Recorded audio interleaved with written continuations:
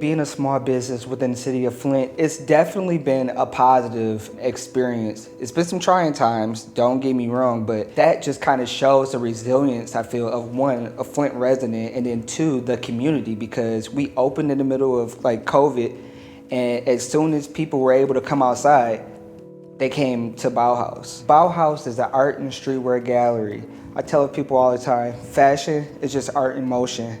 So the clothes that we have in the store, the sneakers that we have in the store, those are true art pieces. I'm very big on letting people know it's a gallery space because just the whole idea around the clothes and the shoes being silhouette pieces of beauty and people taking the time and craftsmanship to make these items. When I started my career path, I kind of put fashion and stuff like that on the back burner because I wanted to, get into something that was more stable.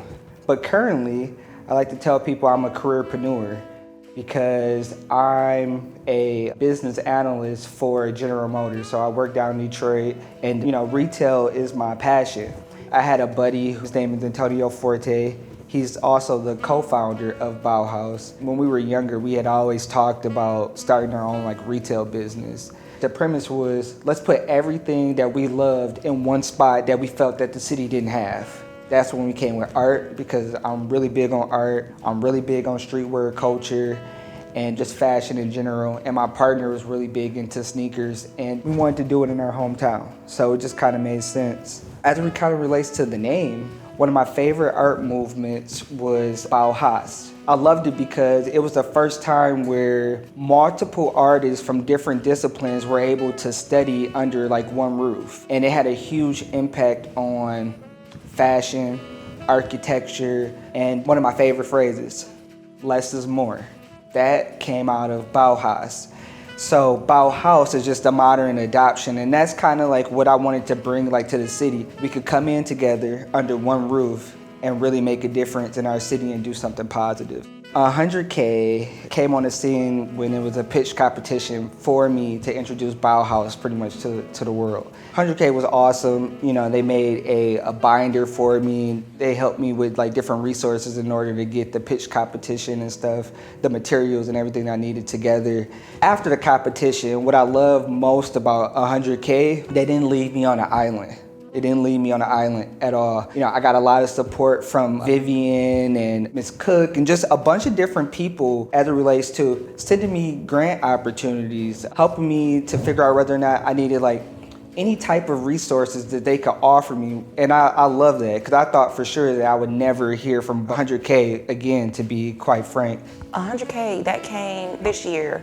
I have an amazing relationship with the mayor. Mayor Neely's awesome. So I talked to him about different ideas as far as branding, how to get the word out there, and he introduced me to you guys. And they helped me with the competition. They helped me get my web page together. They talked to me about labeling, also trying to get my product in the shop. So yeah, they helped with all that. I started this journey in 2019. My mother was diagnosed with cancer. While fighting cancer, she was also diagnosed with diabetes. So I started doing my research on different herbs and waters and different things that help people while they're battling this disease. So I came up with Hi-Beti, which is a catchphrase for high diabetic. And I mastered this seasoning. I tried to formulate things that help everybody. So you have your regular cooks, and then you also have your cooks who desire a more healthier lifestyle. So I have things with a little bit of salt, a little bit of sugar, then I also have some with nothing at all in them. So real natural raw herbs. I study them, seeing what works. I follow a lot of Dr. Sebi. Dr. Sebi had a Yusha village in Honduras. And I remember him specifically saying, if you give someone sugar, you hate them. This man was in his 80s and was beyond healthy. He didn't eat anything as far as animals. Everything was just raw fruits and vegetables. And to be honest, when my mom was sick, I watched her go on this alkaline journey and she was actually improving. Once I seen her start back eating processed food, sugar, she declined. And so that's proof that it's the food that we're eating, the things that we're consuming. So I got a lot of herb ideas from him and mixed them all together, called a company, and they formulated everything for me. I sell cognac seasoning. I sell no salt, no sugar. I sell bourbon barbecue. I have veggie wash, a lot of healthier things. If you look at my ingredients on the back of my labels, it's a lot of zeros. I try to make them as natural as possible. So yes, I sell a lot of seasoning, and I also have barbecue sauce as well. Ultimately, I feel like I'm benefiting the community and people all over, because I get people reaching out to me from all over the globe. I feel like it's a great benefit because it's actually helping someone. So it's been amazing. Family support, community support, it's been awesome. It really has. That's what gives me that extra push I need to keep going on those hard days, yeah. It's a really good feeling being a part of the entrepreneurship in Flint. Just because I grew up with a lot of these people, I'm seeing their ideas and their businesses grow just like mine. So being able to bounce ideas off of young-minded individuals is amazing, because a lot of the time, I don't know, it's like older people are the ones who are in position of leadership or have these different businesses and successful businesses. So it's cool to see us and the younger generation doing that and kind of taking over inside of the community. The growth that we got going on, like the different events and stuff that we have and the different startup businesses that are going is, I don't know, it's pretty cool. A little bit about me. I am a Grand Valley State University graduate. I majored in sport management with a minor in business. Can be party rental. So I never ever had a passion for tents or tables or chairs, or it's not like it runs in the family or anything. Just during COVID, I was trying to find something to do, something extra to do, because we were at home. On top of already looking for different investment opportunities and just expanding my portfolio a little bit, a guy was selling tables and chairs, and I just literally just went for it. So that was during COVID. So July of 2020 is when I bought our first couple of products. I think I started with 50 chairs, 5 tables, and 2 tents. So now we have 400 chairs, we have 50 tables, and like 10 tents or so. Also, the 360 photo booth is something that's new. So we've been going with that for a year and a half now, and that has helped our business tremendously, just from open houses to different corporate events, birthday parties, weddings, different things like that. So that's been pretty cool to add to our inventory. We also added 2 bounce houses. So we have a big obstacle course bounce house, which is like 40 feet long. And then you can break it down into a water slide part, and then it has like a regular obstacle course. Then we just have a regular bouncer that's for all ages. I think this year we had 143 transactions, so 150 from April to last weekend is pretty cool. I'm very big on like confirmations, right?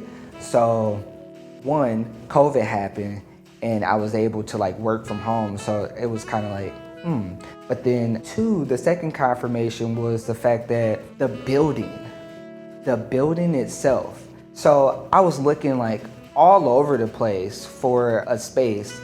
And I was like, if a space comes available downtown Flint, that's my sign, because it's hard to find retail space down here. Like, very hard to find. So I'm like, if anything comes available and it's in a good area, I'm gonna do it. And then boom, I got a call from owner of Flint Trading Company. He calls me, he says, hey, you still looking for a space downtown? I'm like, yeah. He's like, I think there's a spot in Buckham Alley. Go check the spot out. And guess what it was? Sartorial Boot Company. 3rd confirmation. I'm going for it. That was the 3rd confirmation, and how perfect was it? When I came into the space, I was kind of pumped that GoodBoy was right above me. Oakland, the owner and founder of GoodBoy, I didn't know him like super personally, but I knew of him, I knew of the brand. I feel like nobody has done it bigger than him as it relates to fashion and retailing within like the city. And he was like a huge example and a huge motivator for a lot of the designers that's around today. Whether some of them want to admit it or not, they looked up to Oakland, and so did I. Oakland at the time, he had his heart and stuff into the brand, but he needed some help because it was really just him. So from there, I became managing partner of GoodBoy. And I was working with Oakland for 6 or 7 months, like before he ended up passing, but he completely like turn the keys over. I think he just knew the brand would be in good hands just because our vision for both of the spaces aligned perfectly. And right now, I'm just pretty much doing some of the things that Oakland said he wanted to do, what he was striving to do. And, you know, the brand is still doing well, still looking to see how things progress like in the future. As far as I'm concerned, Good Boy, Oakland's legacy will always be carried on like 100%. When I was vegan, I would get up right in the morning like, okay, what's today? What we gonna tackle today? I had all the energy because you ever ate something and felt sluggish, like I need a nap? I didn't feel like that when I was vegan at all, at all. I ate and was ready for the next obstacle for the day. But now if I'm eating a sandwich full of cheese, meat, and all these other things, I wanna take a nap because I just put something that just weighed me down into my body. But if you still choose to consume meat, put some seasoning on there that's not gonna drive you into a migraine. You know, find the best herbs and the best quality of herbs to put on your food. I would never say, don't eat this, don't eat that, because everybody's body is different. Just because it worked for you don't mean it's gonna work for the next person. But with my seasoning, I guarantee that it's a good quality and it's not gonna make you sick afterwards. And it's gonna give you some flavor in your food. So I can stamp that one, yeah. So when we first started, I'll say like our very first setup, it was probably 3 or 4 of us, and it took us maybe an hour and a half to 2 hours to set up just one tent, no tables, no chairs, just a tent. Today, me and just my brother can go and we can set up a tent in 20 minutes or so now. So we kind of know the ins and outs and the nicks and knacks now to just get in, and we can just look and know exactly what we need, how to do it, and we just go. So of course we're a real business and real company, but I want to have real employees, like a general manager, somebody who can be me a little bit so that I can do whatever is next for me. So that's my goal for this off season, is like really creating our business structure and getting things ready so that I can have employees and possibly move into a building. So that is next for this summer, hopefully. With the 100K ideas, it really helped me with, for one, networking and just getting the word out there of who we were. I got a lot of bigger companies, bigger connections coming through 100K ideas. So that was really cool. And then I would say the other big thing that I enjoyed was just like going through the actual process of the pitch competition. So not the pitch itself, but the process of it. So meeting the other candidates and listening to their speeches and listening to their stories and things like that. The different mentors that we had definitely helped, and I enjoyed that. And I'll say the last thing that I enjoy, like I still feel it a little bit today, is like just going through the community sometimes and someone say, oh, hey Jake, I saw your business on 100K ideas for the pitch competition. So that's pretty cool, just like the recognition that I've gotten in the community. I benefited a lot from networking. It's so crazy, I can be out somewhere and they're gonna be like, you're the girl with the seasoning.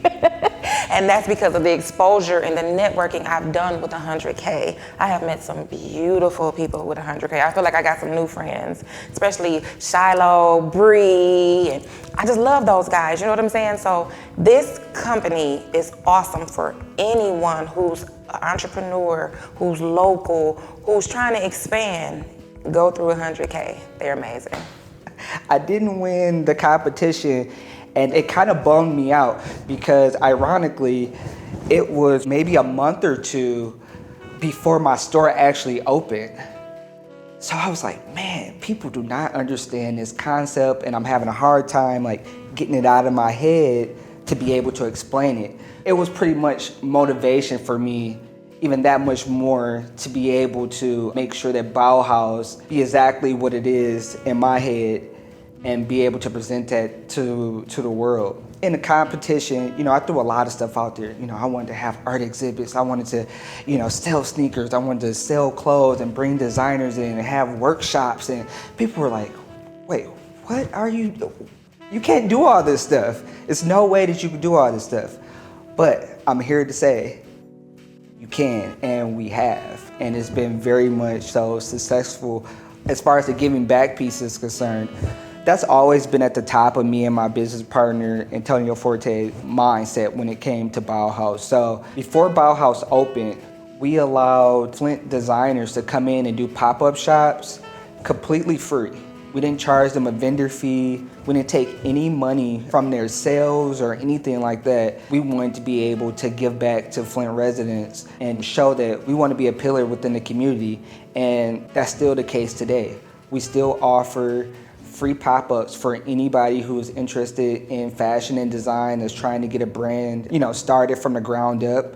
And then 2, we offer free workshops. We just had Pensole Lewis College come in, which is a historical black college in Detroit, a design institution, come in and do pretty much an introduction to design for Flint residents. So all the workshops that we have, all the exhibits that we have, all the pop-ups that we have are completely free.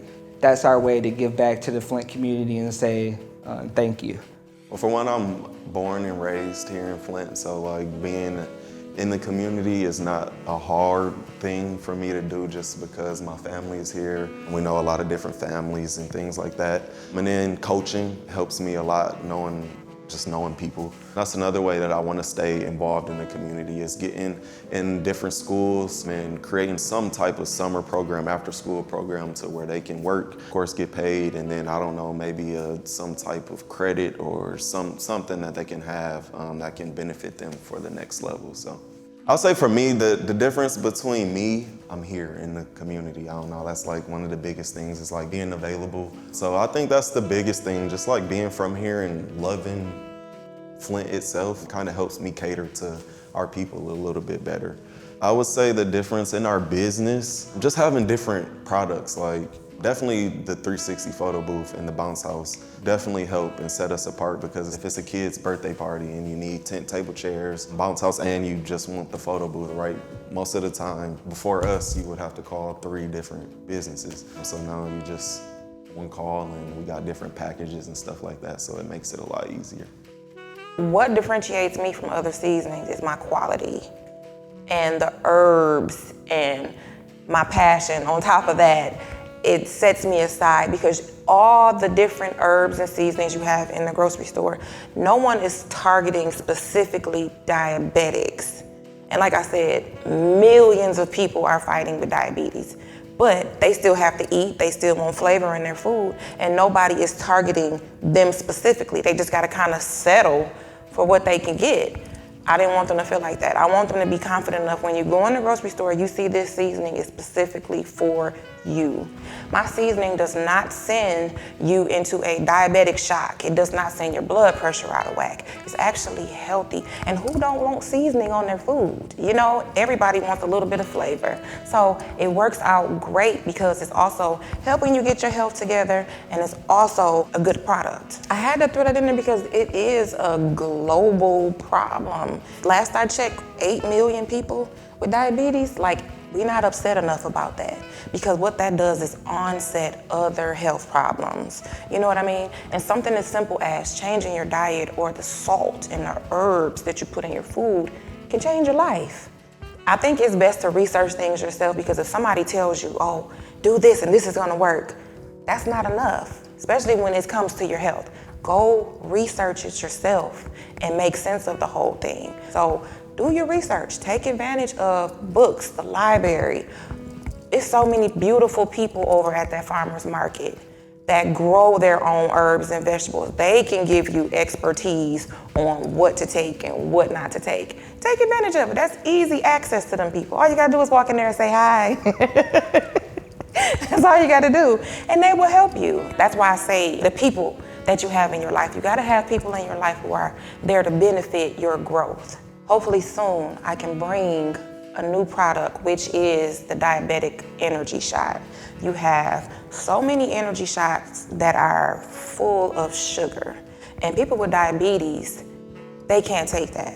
And they're the ones who initially really need it, because it's hard for them to get up in the morning, but they have to go to work. They have to parent and get kids off to school, and their energy is really, really, really low. But they can't have a Red Bull because it's full of sugar and caffeine. I want to make a natural energy shot that gives them a good natural boost of energy in the morning or during a work shift that doesn't make them sick. That's my ultimate goal. So besides the seasoning and the veggie wash, my plan is to bring a beautiful product that we can sell all over the world that is actually healthy and benefits the the diabetic community. I genuinely want to help. It makes my heart, it does me a great deal when someone calls me and I have no idea who they are, but hey, I bought some seasoning before and I'm all out. Can I get 2 of them? Yes, you can. It makes me feel, words can't explain how that feels, especially when you know the product is good and it's actually helping. I don't mind delivering, I ship it off, everything. It does my heart a good deed, it really does. Once you have a passion for something, it flows because you're dedicated to it and you really want to see it come into fruition. So I had a lot of spare time to just focus on my brand and what I wanted to do. Once I got it together and all the correct people came into my space to push and help me get it going, it came easy, it really did. And once I got it and I got that final product in my hand, it was amazing. It was a great feeling, it really was. So many people who are trying to take the entrepreneur route, don't be afraid to start. Because I'm still currently learning stuff on the job in BAU-HŌUSE. Stuff that I thought I knew, that I realized I really didn't know very well, and then just running into stuff that I never learned in school. Don't think that you're gonna have the answers right off the bat, and you should, because you won't. And I'm confident that you won't. But that's okay, you just navigate. You can't be afraid to fail, so. I would say, for one, chances make champions. So go for it, don't be scared at whatever obstacles that you can see, because the biggest ones are probably the ones that you don't even know about yet. So just do it, I would say. Just go ahead and take the shot, and if you fail, the best thing or the worst thing that can happen is you picking yourself back up, right, and trying something new. So definitely just go for it, and the sky is the limit, and whatever, I know we hear this all the time, but literally whatever you put your mind to, you can achieve. If you have a passion and your spirit is telling you, hey, do this, do this, do this, do it. That's a good sign. If you believe in yourself, even if you don't have any support, if you confident with just this much self-esteem in it and passion, it's gonna succeed. It's going to. You have to have that in yourself, because you're gonna have roadblocks. You're gonna have people who are gonna close the door. You're gonna get a couple of no's. But if you keep fighting and keep going, you're gonna win. Somebody's gonna ultimately say yes. And long as you say yes to yourself, voila, you'll be all right. Go for it.